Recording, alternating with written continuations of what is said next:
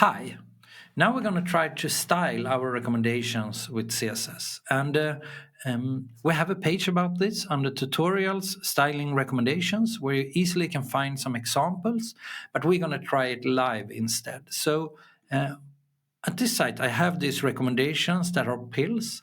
The hover effect is not that great, and maybe I want them as square instead of pills. And maybe even I want a small arrow next to the word.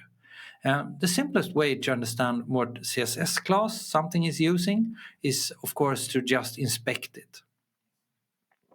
And here we can see that all these links have this rec AI pill radius. So I think we're going to use that one to target our classes or elements. But of course, you can do it however you want. So I will, right now I'm using the content management system SiteVision, but of course this works with all systems. And here we have a main CSS file. And in that file, I'm going to add some rules. Here I will say that the links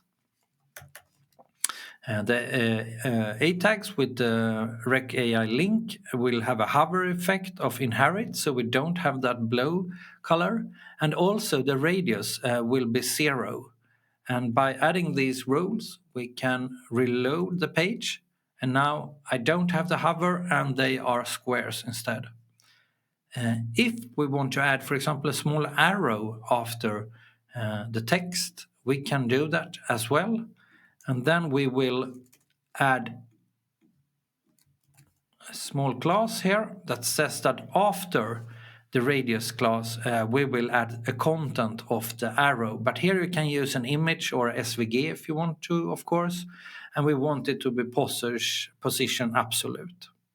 So we're going to save that one. And now when I reload, we get this arrow after the words. So this was just a simple example how you can add your own CSS to style the recommendations of Rec AI.